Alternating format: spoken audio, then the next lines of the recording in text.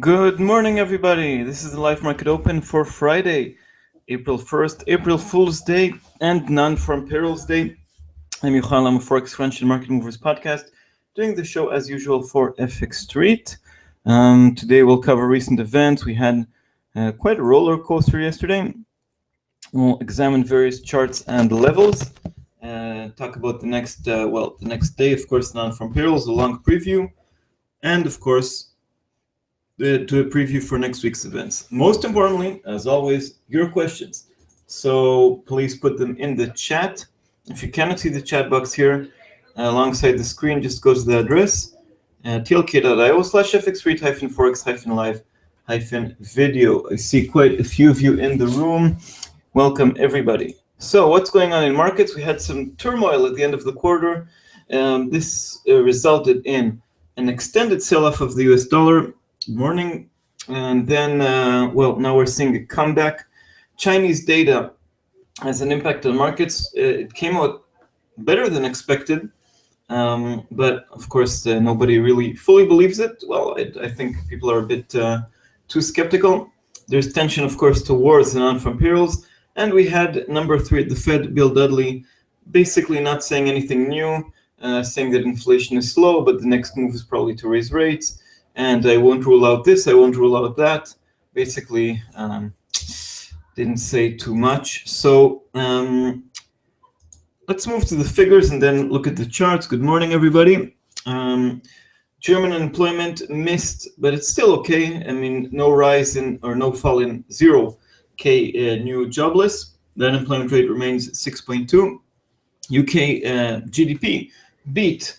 As I told you, a small beat is sometimes enough to rock the pound. So we had 0.6 quarter over quarter instead of 0.5, and year over year 2.1 against 1.9. However, the current account figure missed a lot. It was the biggest deficit ever recorded. This didn't have an immediate impact on the pound, but it is sort of the talk of the day. Bon dia, Sinatra. Hello, everybody. Anyway, then we had no surprises from the Eurozone CPI, still in deflation. We didn't have a positive surprise. I was suspecting we would see such. Still deflation minus 0.1 and core inflation 1%, exactly as expected. Jobless claims in the United States missed at 276, but not earth-shattering. We did have a big surprise, and it did have an impact in Canadian GDP. In January, the first month of 2016, we had a jump by 0.6%. Double the expectations. It gave a boost to the pound until the mood worsened in the Asian session. We'll talk about that. One of the things that worsened the mood in the Asian session is that the Japanese Tankan figures missed. It had a negative impact on the Japanese stocks, and it seemed to be contagious. And it's not the only reason. It's also after it's a new fiscal year in Japan and the end of quarter in the rest of the world. And suddenly it's some profit taking on stocks, suddenly a worse mood. The dollar is a bit stronger. And Chinese PMIs not only beat, but they beat the clock. They came out earlier than expected. Anyway, let's look just at the Japanese, Japanese and Chinese figures. Here's the FX Street calendar on Forex Crunch. So let's begin with the Chinese data. The official government PMI went back to growth territory. Now, this is something that people don't believe, but it still beat expectations, 50.2 points above the 50-point threshold. But also the independent, unofficial one didn't reach growth territory, still in contraction, under 50 points, but certainly better than expected, 49.7 instead of 48.2. That's a big positive surprise. Once again, then we had the Japanese data. Why can't I see it? Just a second. So the Japanese data was not so good. I'll have it on the screen in 1 second. Yeah, here we are. Yeah. So this is important for the Bank of Japan. The large manufacturing outlook, large manufacturing index, the non-manufacturing, that means services. Anyway, you look at it, it was a bulk of releases from Japan at 10 minutes to midnight GMT, and all figures missed. Okay, that was sort of it had a bigger impact than it usually has. Okay, so we talked a lot about all the data we had yesterday, and it was certainly a busy day. Now let's look at the chart. So here we are with euro dollar. We had a big breakout yesterday above the 113.75 line and above eventually we did reach a new high of 114.12. Now we're sliding back to the downside, 113.65. I put this line instead of the 113.75. Let's look at 113.75, why it's important. Well, it was important at least, because that was the high seen back in February. Okay, but now we can see that the 113.65 is separating ranges. It was a peak earlier this week, basically 2 days ago, and now it works as support. So we have better defined range in euro dollar. Not my favorite technical pair, but still it's working. At least this line is working nicely. Next line of resistance, 114.60. It was the post collapse high in 2015 until we reached new highs, and of course the round number of 115. To the downside, if we have a big crash here, then I would still point out 112.50. Okay, let's continue. The pound. So initially the good news and the weakness of the US dollar helped the pound make it back above this 143.65 line. Now this line is just shattered. It was a great separator of ranges. You can see here how it worked as high support. Support when the pair moved higher. Once again, same here. Once again, 3 times worked as support. Now it's a bit chopped through. Let's see if I would still look at this line. 144.40 is the next line. Again, good GDP figures, but then when people began analyzing, I read, for instance, in The Guardian and The Telegraph, big worries about the current account deficit.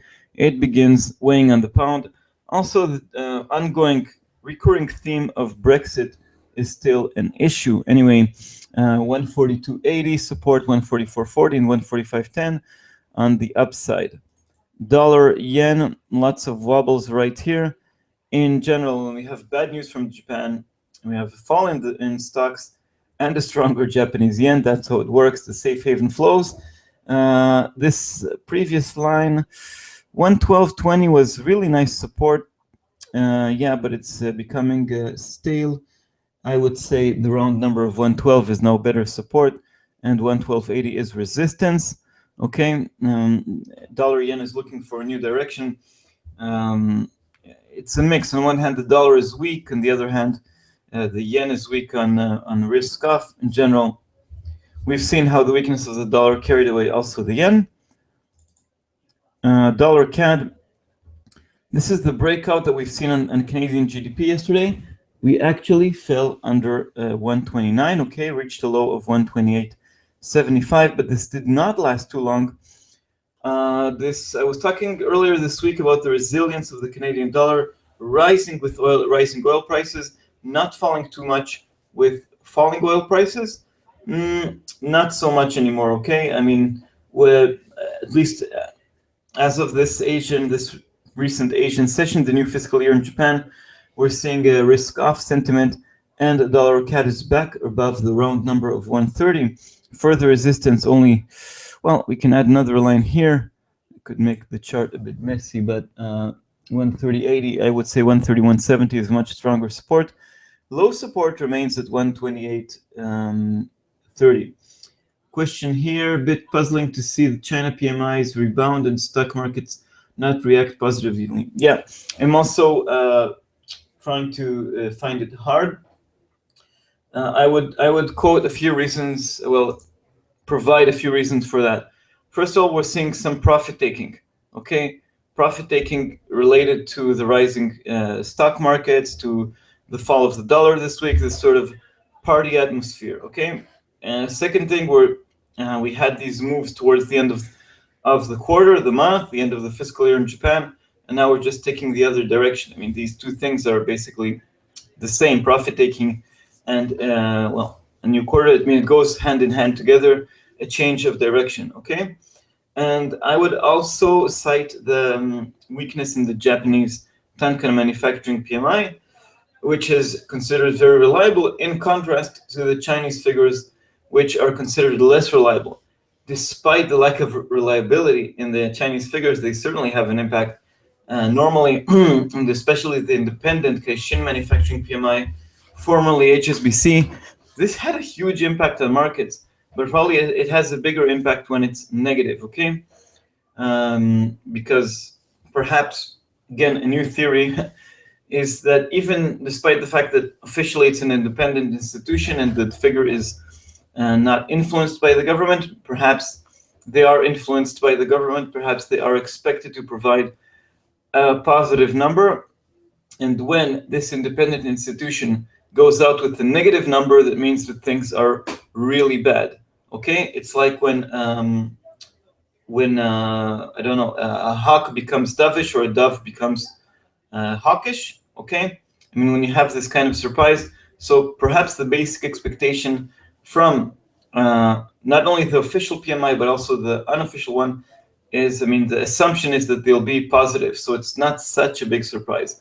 When they do come negative, a negative surprise, disappointment, the shortcoming, shortfall, that's when it has a bigger impact. Okay, so I would say it's, I mean, these explanations are what I can provide. Yet, yes, normally, I mean, we talked about this yesterday. I did say that, well, maybe another excuse, if you wish, or explanation.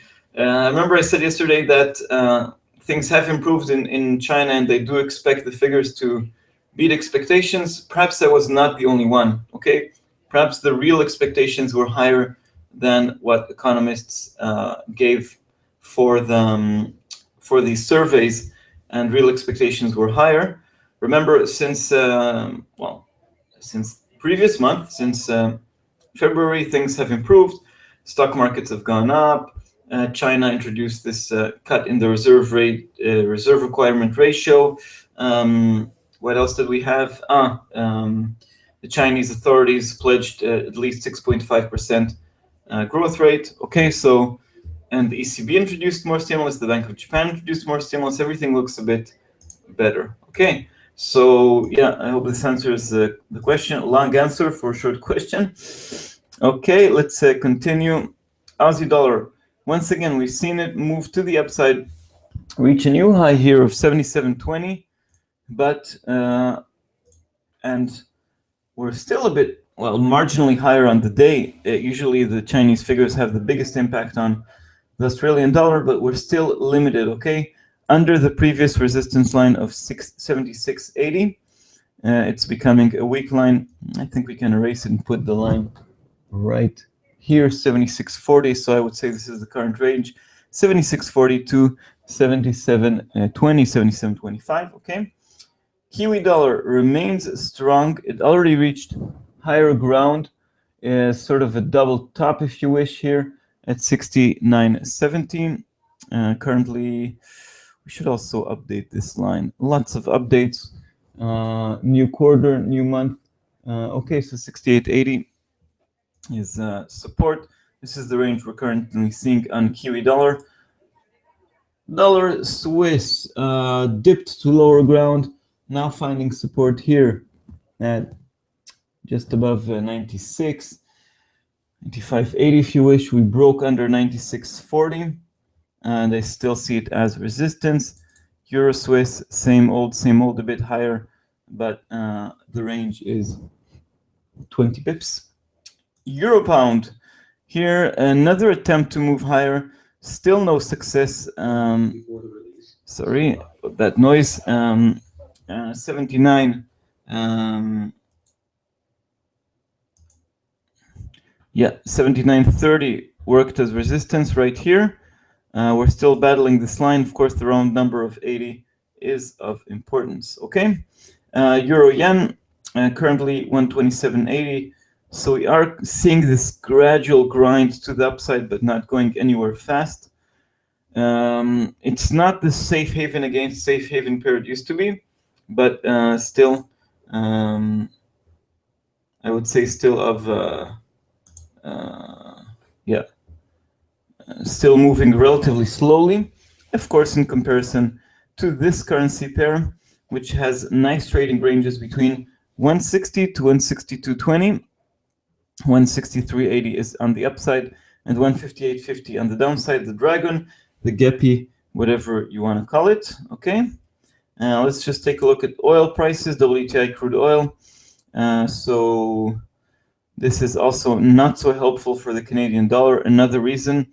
So maybe the Canadian dollar is showing us a late reaction to the grind lower in oil prices. We've seen it leap on the better than expected inventories, better than expected for oil, but we didn't. There was no follow through. Remember, we have an OPEC meeting in 16 days on April 17th, OPEC, non-OPEC, I should say, and nothing is really expected to come out of there. Okay, so we talked about the events we had yesterday, we talked about the charts. Now let's talk about events we have today. Of course, the biggest one is the non-farm payrolls, but let's talk about other stuff as well. We currently have the Eurozone, the manufacturing PMIs. We have manufacturing PMIs everywhere today. We began with China. Now we have stuff coming out of the Eurozone. I think we should have some figures already from Spain, a bit lower than expected, 53.4 against 54.1. Let's see if we have any impact on euro dollar. Probably not. No, NFP, of course, is much more important.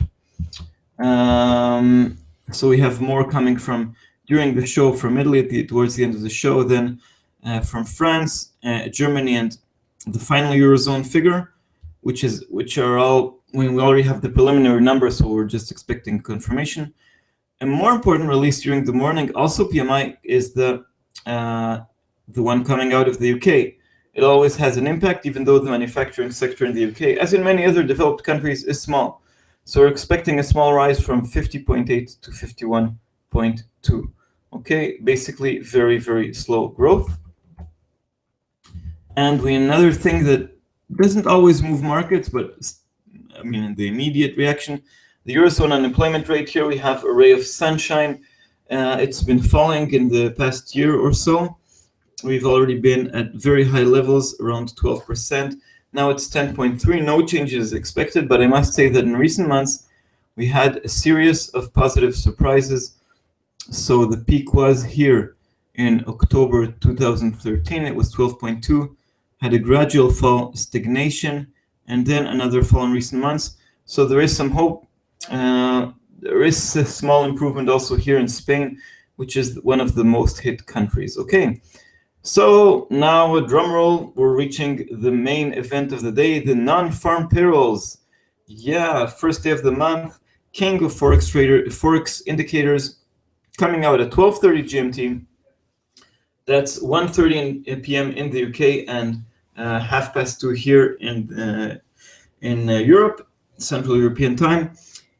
We'll begin live coverage at yeah, here I have it, the link, I'll share it with you. Live coverage with Valeria, Dale, Mauricio, and I think also Adam Button of Forex Live. Anyway, so you're welcome to join. We'll begin it at 12 GMT. Okay, so we'll talk, of course, focus on this event, also cover some charts. So what are we expecting here? The headline figure is expected to show a gain of 205,000 jobs in the month of March, lower than the excellent gain of 242, but still quite all right. Okay, now the focus in recent months has been the average hourly earnings. Last time it was a bitter disappointment. We saw that wages, salaries went down 0.1% month over month, instead of I think it was 0.2 expected. This time we're expecting again 0.2. Perhaps more importantly, something that frustrates the Fed a lot. Also, Bill Dudley talked about this in his recent speeches, that they don't want to see inflation without wage growth. Of course, they want people to have more money in their pockets and to spend more and to push prices up. They don't want just inflation for the sake of inflation. They want it to come for good reasons. Now, it's been quite frustrating that for many Americans and perplexing for many economists, that how come the unemployment rate is so low in the United States and wages are not rising, because when you have a tighter labor market, there should be more competition for every worker, and the price of labor, the price of employment should rise, right? So we did see some kind of improvement. It was hugging this 2% level for quite some time. For instance, in 2015, I was talking about this range between 1.9 and 2.3. So we did climb above it. Okay, so we had in the release seen in November, for October, we had it rise to 2.5, temporary slide, but again, 2 months in January. Yeah, I mean, in December, the report released in January, and in January, report released in February, we had 2.5, but last time we fell back down to 2.2%. Big disappointment. This is the focus. I would say like this, that if we have the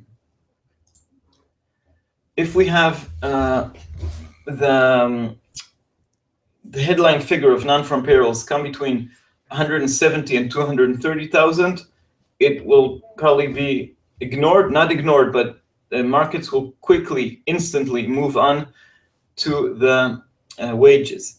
Only if we have a big surprise in jobs, let's say a gain of only 100,000, a big disappointment, or a gain of above 250,000 in jobs, this will compete. So the big focus, I would say, it's becoming more and more evident on wages. Why is that? Well, as I said, this is frustrating and something that seems wrong with the figures. But more importantly, the Fed puts more focus. The Fed is content with the situation of unemployment, okay? We all know that the 4.9% unemployment rate, which is not expected to change this time, is a bit exaggerated, is a bit too good to be true, because the participation rate remains too low. So in recent months, we've seen the participation rate rise back up to 62.7, but before the crisis it was 65, 66%, okay? We've seen the real unemployment rate, U6, which also counts people that are too discouraged to look for a job or are working part-time but want a full-time job, okay? That's called also underemployment. This has been falling, but it's still too high. It's still at 9.7%, okay? Nevertheless, having said all that, we're still in a good situation. The pace of job gains is very healthy, very solid, around 200,000 a month. Okay, the magic number. And unemployment is falling, perhaps at a frustrating pace, but it's still falling. And many say that the United States is close to full employment. So why aren't wages rising? So maybe, and because rising wages is the key for inflation. And the Fed's focus since December has been growingly inflation. Yellen said this week, Yellen hit the dollar quite hard. She said that there's a greater uncertainty about inflation, okay? And the Fed should be especially cautious. Sorry, the caution should be especially warranted, okay? So lots of frustration about inflation, and the big source of core inflation, which the Fed focuses on, does not come. It comes from wages. When people have more money, they spend more. When the Fed does not care too much about oil prices, which go up and down, sees this as transitory. Even other imported goods, which can go up and down depending on the US dollar, the Fed, and also not food, which can go up and down quite remarkably. I mean, it's very volatile and does not impact core inflation, but core inflation, I mean, basically more spending of long-term spending comes from wages, from people making more money and spending it out. So that's the focus. Okay, let's go back to the slides I prepared. So we have the non-farm payrolls. Remember, big theme: more work, no pay. Jobs, 206. Wages year over year, most important. Last time it was 2.2. This time I think expectations are for it to be a bit higher. Month over month, we have expectations at 0.2. Other figures to watch: the unemployment rate 4.9, participation rate 62.7. No changes are expected there. The unemployment rate has political implications. I mean, if the unemployment rate surprisingly falls a bit more, it's of course good for Obama. If it rises, it's bad for his approval ratings, but less so for markets, okay? Because we know that the unemployment rate depends on the participation rate, and the focus is on wages. That's what moves the Fed, and that's what moves markets. Other figures that I look at, I think I have a mistake here. Anyway, employment to population ratio, that's the widest figure. It has been on the rise, which is a good thing. More people in general out of the full population, including retired people, babies, everything has been rising, ticking up just a bit. That's good news. And the real unemployment rate, which you mentioned, is falling down, but it's still a bit high. Okay, I see here a few questions. What's your view between CFD and binary options for fixed price scalps for hedging FX positions, hedging my shorts? Well, I'm more familiar, I must say, with binary options than with CFDs. So you can use that for scalping, and hedging, which sound, and if you do it correctly, you could go, so you have euro dollar shorts pre-NFP, and you could hedge that with long on binary options. Yeah, if you do it wisely, that would be a hedge. If you just go for a binary option, that would be a bet, a gamble. Okay. Anyway, I'm more familiar with binary options. It's more straightforward, so I would go for that. Thanks, Ed. Chris says, beware of March NFPs. They have the worst record than any other month.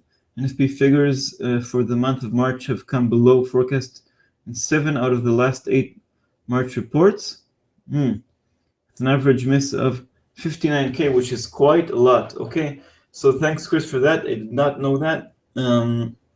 Hopefully, the wise economists that are surveyed for these Bloomberg Reuters surveys that we see on our calendars are aware of these kind of misses, of these kind of seasonal patterns, and hopefully they did adjust it. I'm actually, my personal NFP guesses, hashtag, is for a better than expected figure, but I think that wages, which I don't have a bet on, I mean, I don't have a particular bias on wages, that will be the main event. So even if we have a miss of average 59,000, okay, so we have a miss and we'll have 140,000. It could be dollar negative, but if we have wages rising 2.5% year over year, I think it will overshadow this such a potential big miss in jobs. Okay, so yeah, another question from Jax. NFP post Janet, how fragile is the US dollar? I think the US dollar is not as fragile anymore. That's because we already digested the news, okay, from Janet Yellen. It came on Tuesday. We're already on Friday.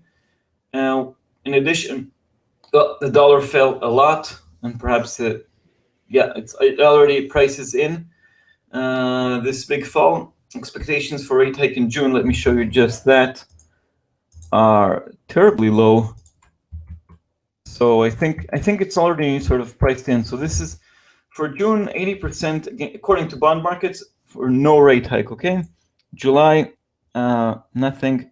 September, not yet, just before the elections. November 2nd, in theory, it's 50-50. In practice, it's the week of the elections. It will not happen. And only in December, perhaps a rate hike, okay? Already in February, still only one rate hike. So expectations for rate hike are quite low. So I think the US dollar remains the underdog. I mean, it already paid for Yellen's sins, if you wish, okay? Already suffered quite a lot.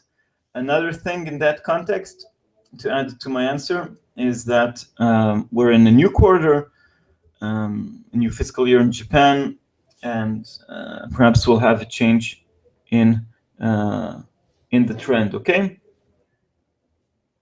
So I hope that answers the question. Anyway, to sum up for the non-farm payrolls, we'll also repeat that in the wrap-up for today, is that jobs, they're expected around 200,000. As Chris said, we might have a negative surprise because that's seasonal in March. Anyway, expectations are for it to be lower than last time. Wages are becoming more important. I would say 2.5 would be positive, and 2% or below would be negative. Something around the figures we've seen last month, 2.2, will be sort of disappointing, but probably already priced in. Okay, disappointment is priced in. Expectations are not that high. Okay. More questions about charts, about the non-farm payrolls. As usual, on Friday, we'll always do a preview for next week's event. We'll do that after the wrap-up.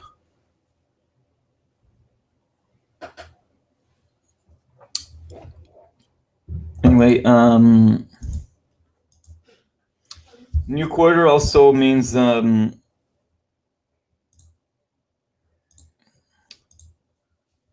we're getting to the final finish of photo finish, I should say, of the US primaries. Had interesting developments this week. Anyway, I believe we'll see during Q2 a bigger impact of US politics on markets. Markets want mainstream leaders like Hillary Clinton, like John Kasich, like even Ted Cruz could be considered mainstream for that cause, and not the anti-establishment, if you wish, Donald Trump and Bernie Sanders. Yeah, next primaries is next week on Tuesday.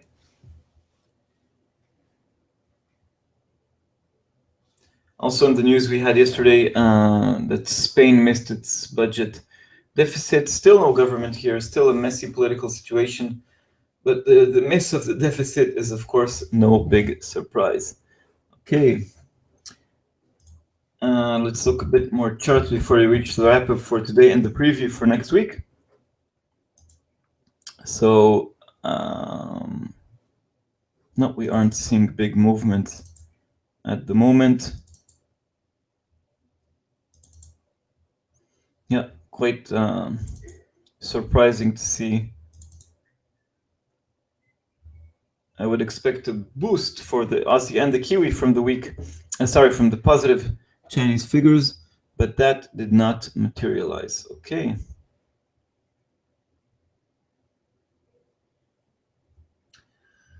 You would think that Wall Street would favor a business mogul like Trump. Not. They favor someone who takes money from business, perhaps not someone that makes business. Trump specifically inherited a lot of money, and it's controversial if he is really a successful businessman or not. He also suffered bankruptcies. Anyway, he says so many contradicting things and insults so many people. He's racist, he's violent, so he's not... and when he talks about anti-trade, that's not business friendly, okay? Or building a wall, which is, of course, anti-trade. Not that it's realistic, of course, not that that Mexico will pay for it, or Canada, or whatever he says. But being anti-trade is anti-business, anti-establishment, okay? Do you have a view on oil range-bound April 17th or up? Better PMIs around the world and break. My view on oil is that my bias is negative, and we can see it falling towards that April 17th meeting. My expectations are very low from that meeting. One of the reasons for the low expectations is that currently, if prices remain at these levels, I mean, not too hot, not too cold, there isn't enough motivation for Russia, Saudi Arabia, Qatar, all these countries to do anything about oil prices. In general, there's just too much supply, not enough demand, mostly too much supply, mostly a story of the US shale industry that can cut production if prices are too low, but can ramp up production very easily once prices rise. So, and it's different from regular oil fields, which it takes time to produce more or less, change the level of production. And in addition, there's just not enough trust between all these countries. So everybody wants other countries to cut production. The biggest case here is Iran. Iran just came back online to international markets. They need money to build their economy after years of sanctions. So they would prefer to pump out as much oil as they can at any price. And and they, of course, everybody is, even when countries say they're not ready to, they're not against to freeze or cut, they'll say, sure, we'll freeze production once we reach these kind of levels. That's true for Iran, that's true for Libya, which is still suffering a civil war. So anyway, I'm not, my expectations are low for any kind of decision to cut production. More questions here. Gold. Let's take a look at gold. Where are we on gold? Where is my gold chart? Here we are. 1233 has support here at 1224, which worked as resistance and support. So this is clearly a strong line. I have another line here, which is probably already irrelevant. Yeah, I haven't updated this chart for quite some time. Resistance at 1280. Okay. Further support I would add here at 1205. Gold had quite a nice run since the beginning of the year, rising mostly on bad news that implies more central bank printing. More central bank printing means more money into safe haven gold. I don't consider it extremely safe. But anyway, since the middle of February, when things began improving in markets, when the mood got better, gold prices more or less stalled. I'm not specifically bullish on gold. Maybe we don't have lots of room to the downside, but I don't see too much upside right here. The comment here, Trump, he won't get in. He's too unpredictable, and he has put in the running as a spanner in the works. Expect the unexpected to win the race. Yeah, it could be quite messy, the elections over there.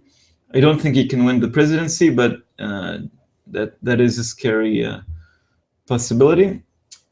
China also cursed him as a stupid clown with money, so they wouldn't make comments like that to make relations hard for the. Yeah, most governments are not talking about Trump because they don't want to meddle in another country's internal stuff. They don't want to weigh in. Look, puzzled by the huge stock divergence.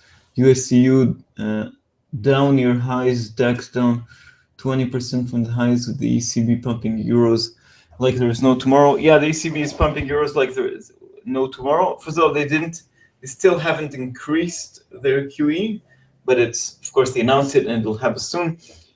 I can blame that on, fears of Brexit. Brexit could hurt the EU a lot, perhaps more. It could hurt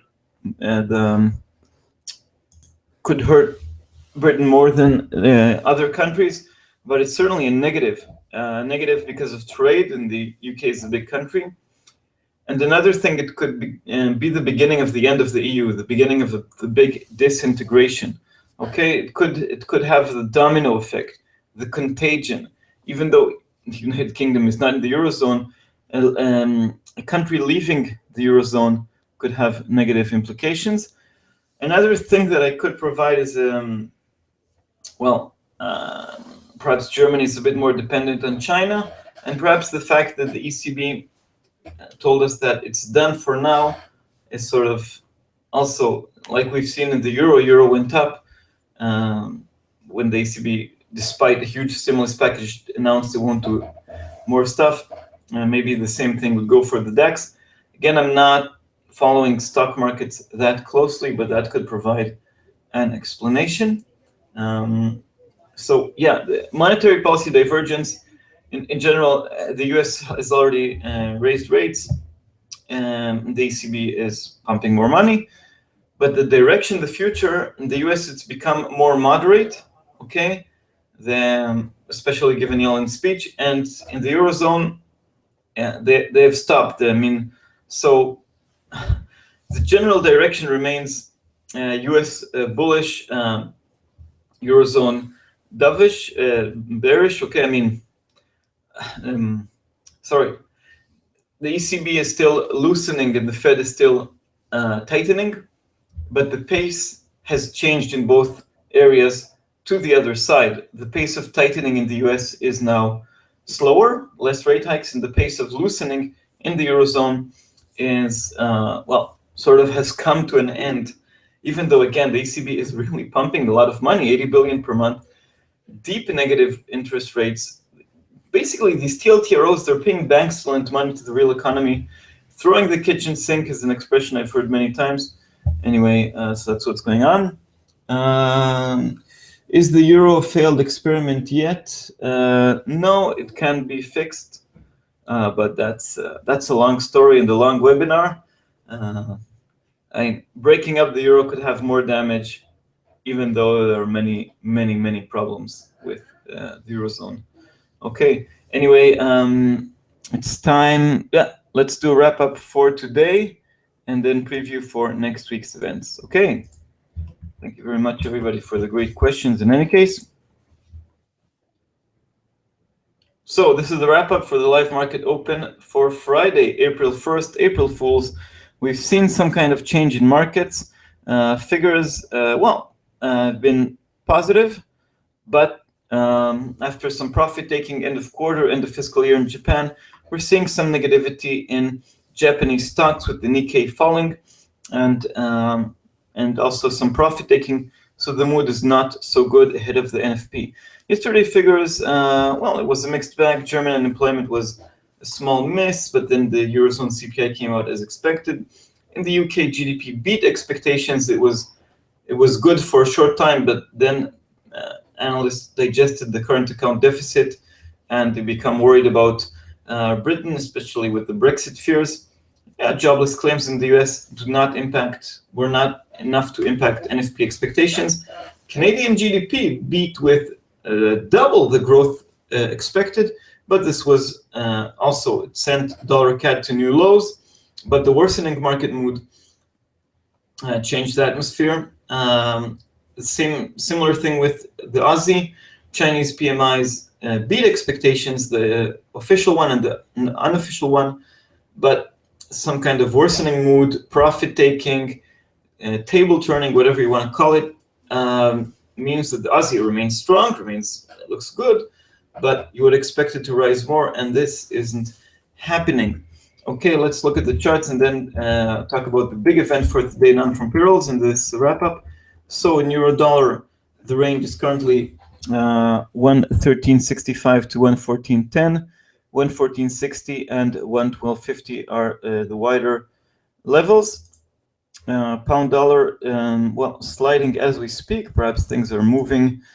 Negativity is taking hold. 143.65 is still some kind of resistance, followed by 144.40, 142.80 and 142.40 are support lines. Dollar yen, 112.20 is no longer serious support. 112 is support, followed, and on the upside 112.80. On the downside, 111 is still critical support, and 113.75 is resistance. Dollar CAD, we reached a new low yesterday, still above. We didn't reach the very critical line of 128.30. Currently above 130, battling the round number, settling above it.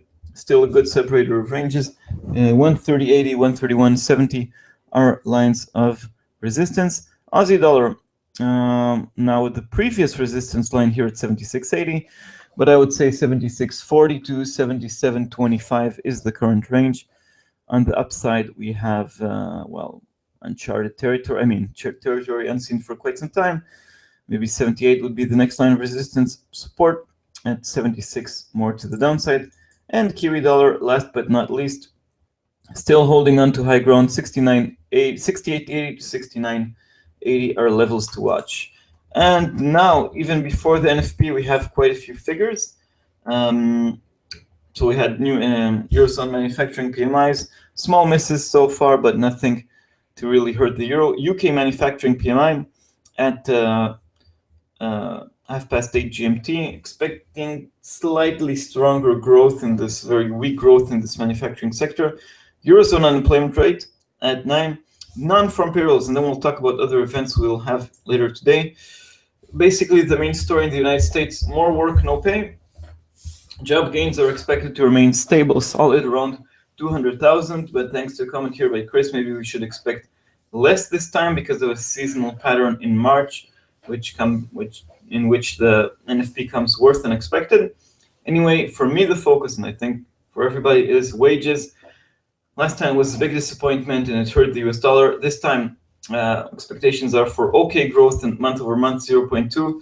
2.2 was the last level. I would say 2.5 or higher is great news. 2% or lower is bad news. 2.2 is sort of disappointing, but as expected. Wages are important for the Fed. Inflation, they're the basis for core inflation.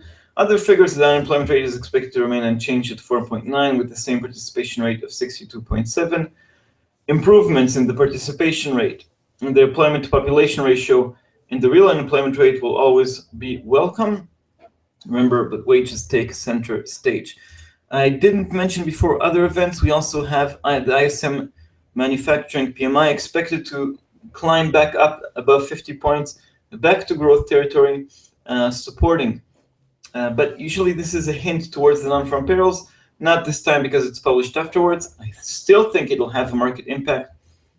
It does matter if it's in growth or contraction territory, but less than it used to be. The final University of Michigan's consumer sentiment, probably overshadowed not only by both figures, the ISM and the NFP. And we have a speech by Loretta Mester. She's a hawk. So if she goes hawkish, it will not be a big surprise. Anyway, she's not from the Troika, Yellen, Fisher, and Dudley. So she must say something really big to move markets. She will, of course, well, I hope, I'm not sure, that she'll react to the NFP. Okay, so the big event is the NFP, but it's a busy day in many other places. So that's the wrap up for today. I'll answer some questions and then do the preview for next week. Pairs to watch, I would say euro dollar at high ground. Let's see if it can hold this high ground. Okay, a Canadian dollar, is it an inflection point? Oh, it's a bit hard for me to single out one currency pair, but I would look for the majors on this big day. Okay, but the Aussie dollar is at high levels. Let's see if it can continue or fall down. Same thing with the CAD, same thing with the euro. I would say that the more vulnerable currencies are the pound due to these Brexit fears and the talk about how bad this current account deficit is. Okay, so in case the US dollar is stronger, I would bet against the pound as sort of the weaker link, but not against the Aussie and the Canadian dollar, which look okay. In case we have bad news, that means a dollar is falling, more Fed loosening, going negative, whatever, the Aussie and the Canadian dollar could benefit more. I'm also fascinated by euro dollar because we're at higher levels, unseen for a long time, the highest for 2016 so far. But I would say that the pound is the weakest link on if the dollar rises, and the Aussie and the Canadian dollar, I would say equally strong on a weaker US dollar. Okay. Another question here. It is for sure about the euro experiment, but the ones who made their money with it would never admit it, rather grind it down slowly than give up. Yeah, I think it has failed because there is no unity of the countries behind it, and this has become too evident now. Yeah, I certainly agree. We've seen that with the Greek crisis in July last year. Even though they reached a bailout, the fracture was very, very evident. The lack of solidarity. It doesn't look good.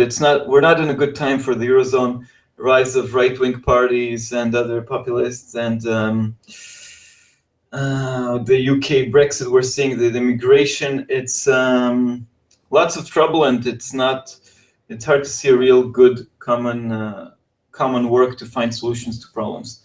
Okay, but let's move from Eurozone politics to events we have next week. So this is the preview for the week beginning on Monday, April 4th, ending on April 8th. Springtime. On Monday, we don't have any, we have quite a few events, but nothing that really stands out. We'll have more echoes from the non-farm payrolls. Monday is usually a slow day in terms of indicators. On Tuesday, we have quite a few events. We have a rate decision in Australia. They're expected not to rock the boat. The Australian economy looks okay. China doesn't look like a disaster. So steady she goes. UK services PMI. This is the third one. We also have the construction PMI on Monday, but the services PMI, the biggest, most important sector, always moves the pound. The same services PMI, we have it from the United States, usually serves as a hint for the NFP, like the manufacturing one. This time it doesn't, but the fact that it comes out on Tuesday, it has some space of its own. It will certainly move markets, okay? On Wednesday, we have the Fed meeting minutes. We'll see if they're really that dovish. Well, we already know from Yelen's speech that at least she is very, very dovish, but it always moves markets. Well, not always, sorry, but in many cases moves markets. It might be considered stale if we have a big surprise to the upside or the downside on the NFP, because the meeting of the Fed was a long time before. But remember, the meeting minutes are always revised, edited, redacted until the very last moment. On Thursday, we have some events, but nothing that really stands out. And on Friday, the Canadian jobs report, another opportunity, another make or break moment for the Canadian dollar. Okay, so clearly we have less, it's not as busy as week as this one. We still have the Fed meeting minutes, the ISM manufacturing PMI, and markets are on the move. So I think it's quite interesting. We'll see if the dovish tone that Yellen said continues echoing in markets with the Fed meeting minutes, and in general, if we see the dollar remain weak or not. Okay, so that's a long show for today. It's NFP day. I do call you once again to join our live coverage beginning at 12 GMT. Wish everybody a safe and successful day in the markets with the non-farm payrolls, and see you on Monday as usual. So that's it. Thank you and bye-bye.